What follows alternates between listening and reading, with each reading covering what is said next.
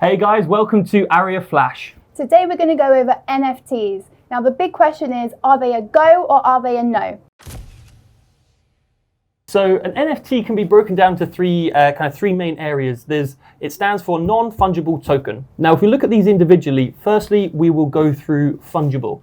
What does it mean if something is fungible?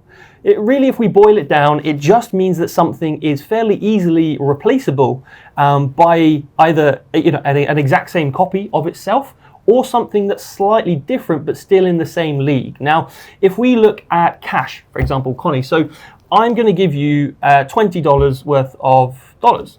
So I will give you two $10 bills. Yeah. If something is fungible, you will then be able to give me one $20 bill, or you can give me four $5 bills. Yeah.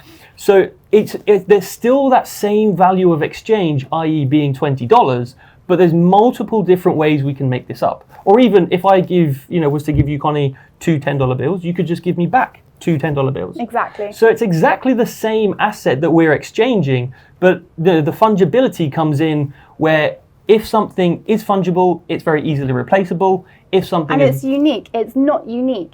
This is exactly not unique. So when something is non-fungible, it's exclusively unique and there are no copies that can be made. Yeah. So then when we apply this to a number of different assets, and in this case we're obviously looking at assets being based on the blockchain, we're then creating tokens, which is the final part. Now with the tokens, really what we use is we use the blockchain, and we can go through a little bit more detail in a second as to which one, but we use the blockchain, we then create a particular token based on a blockchain, and so in this case it's Ethereum. And from this we create one token which is then held on the ledger as a very, very public record as to you having specific ownership over this token which represents an asset. But there are a few examples. Connie, what kind of examples do we have so far? Yeah, so we have a group of really interesting examples at the moment, which are digital art. We have video clips of interesting sports events. NBA is a good one. They have Top Shot has been very popular. That is the NBA. And so they might have a dunk from LeBron James. Yeah. That can then be sold as an NFT. And in fact, there was one that was sold for $208,000, just a 10-second clip of LeBron James.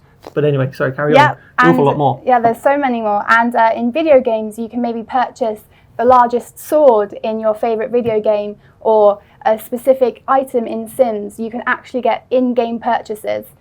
We then have, for example, Jack Dorsey, the CEO of Twitter. He recently sold his first ever tweet for $2.9 million, which is just insane.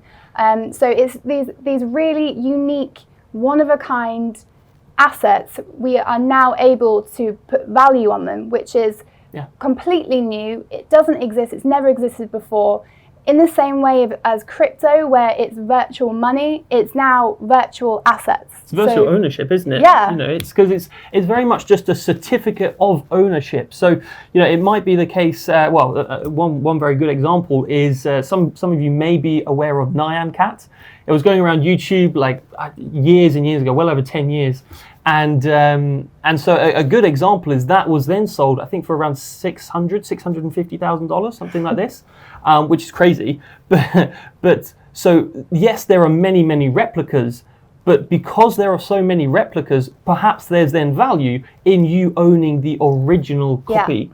Yeah. And I think that's really where the key is. Similar to art, there's a lot of art forgery in the actual art world, from Picasso's and everything like this.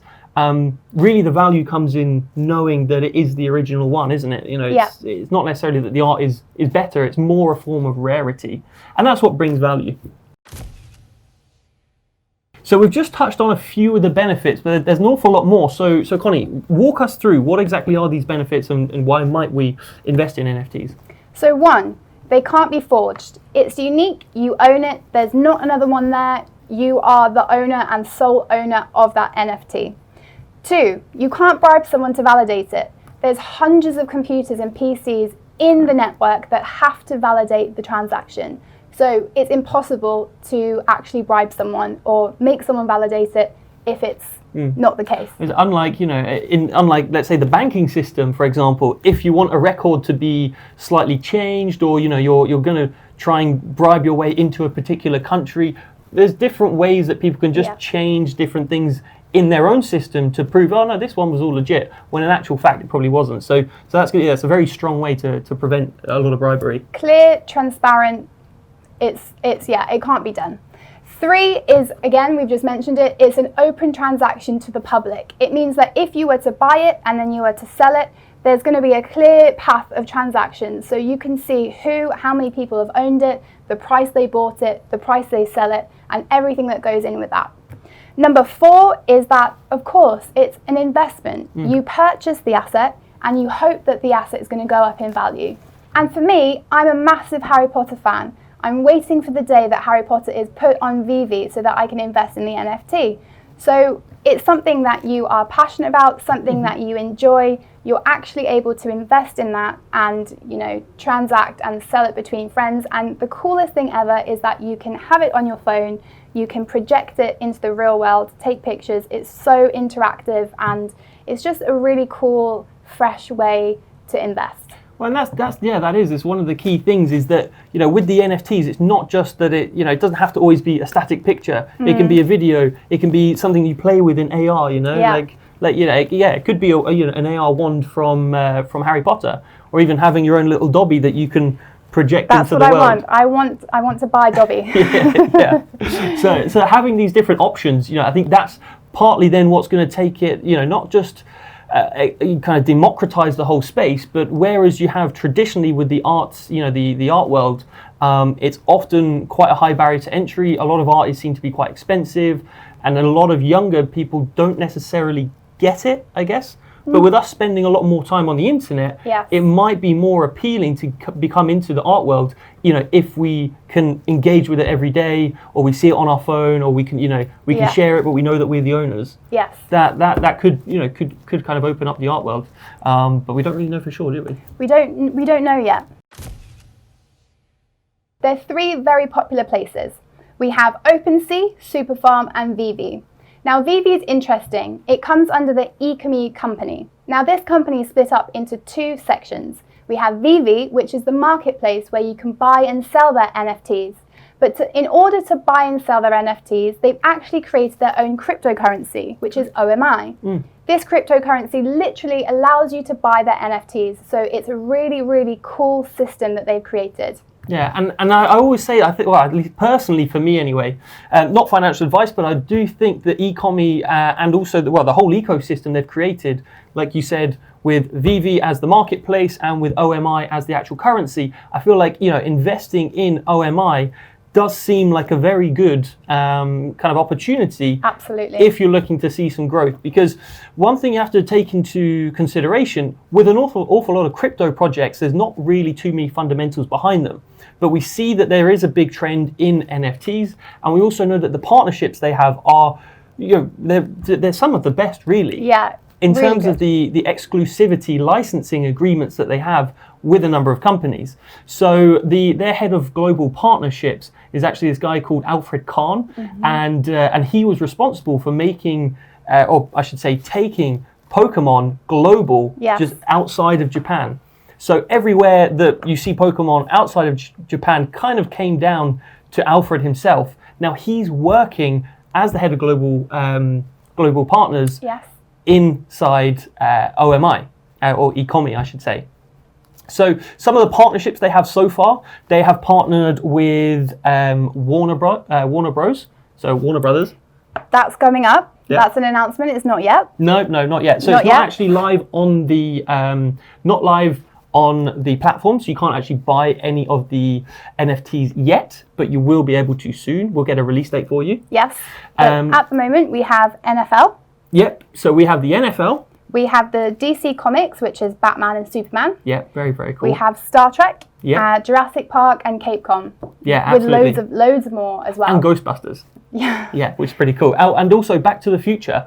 And actually, one of the things that you can do, so just an example, with, let's say, Back to the Future, they released an interactive 1-to-1 scale of the DeLorean, so you can actually blow it up, and again using AR you can have a look, you can open the doors, the supercapacitor is animated so it moves around, so it's really fun for you to be able to have a little bit of nostalgia and also appreciate what they've created.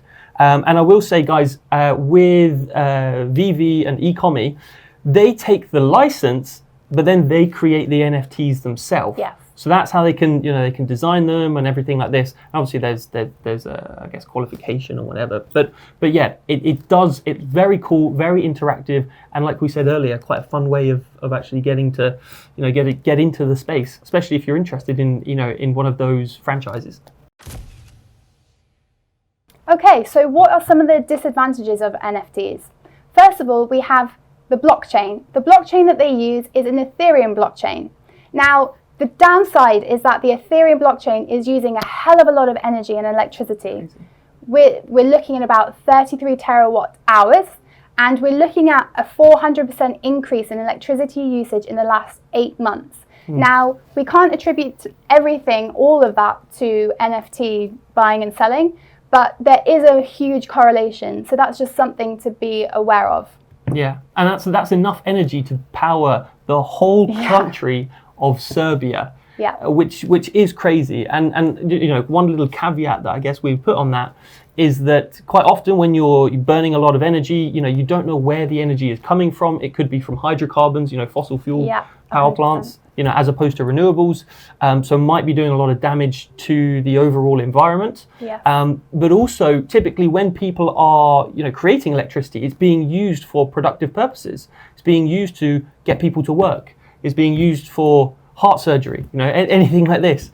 But in this case, it's just being, used so that they can support the network, which allows you to, have a look at your little DeLorean, on your phone, which is not necessarily productive. Yeah. So you have to question the way out there in terms of benefit and I guess potential loss. Yeah. Now, the second disadvantage is the fact that we don't actually know where this is going. We could potentially be investing in these assets, and in 5 years' time, they be worthless. We can't know, we can't predict the future. It's just something that people are stepping their toes into now in the hope that their asset is going to increase in value. Yeah, correct. I mean, it's very speculative, very speculative right now. And I guess the final kind of disadvantage is that we're not always 100% sure as to whether the creator is the same person who's selling you the NFT. Yeah. So, I could quite easily go on and I could identify, what could be a high ticket NFT. I could then create an NFT from this picture, but I might not have necessarily created this. And that's then the problem when you come to, within the digital world, things like these pieces of art they're all exactly the same, aren't they? Yeah. It's a screenshot, essentially, of another piece of art. And that's very easy for us to do. Now, what previously in the historic world of art, people had different stroke types if they were doing painting, they used to use different colors, all these different things. So that made it, should we say, specially unique. And it was very easy to kind of analyze whether it was real or not. Yeah. But yeah, it could be the case that the person selling you the NFT is not the actual creator, so you might be, left holding the bag really at the end of the day, which nobody wants to be doing. So cool. We know a lot about NFTs now. So where do we see them going in the future, Ben? Very good question. So, I mean, at the moment, it's very hard not to compare the NFT market that we are in right now to the market that we had around about the late 90s to 2000s. In March 2000, there was a huge crash because of the dot-com bubble. And, within that period of time, we saw 400% growth in the stock market over 5 years. And there obviously has been a huge explosion recently with the NFT market. So I don't know whether this level of growth is sustainable, whether we will continue to just stay flat, and then that might justify as there's more kind of money and people moving in. But I do think overall it's very good for the markets. I think that it's good to get people interested in crypto because it's, again, you're using crypto and you're being involved in that blockchain space, but it's a soft entry because you're not just going out to buy crypto. You're buying art and you're I guess buying some games and things you can play with. So, Yeah. It can open up the door to much more people, especially the younger crowd, who are interested much more in the internet, more into, playing with things, but not necessarily interested in crypto directly. So overall, I think it's good for the market. We've always been very, very happy to have anything that will open up the general kind of crypto space. As always, guys, if you do want to learn more about crypto, you want to learn more about what's going on in the markets, make sure you download the Arya app and you'll have everything that you need to know. We've got tons of different experts all giving analysis and kind of outlining things that are happening with OMI, with different projects that everybody's involved in. So if you want to keep up to date, then that's your one place to go. So there we have it. We've spoken about NFTs today. We're looking forward to seeing you next week where we'll go over another current hot topic. See you then. Thank you.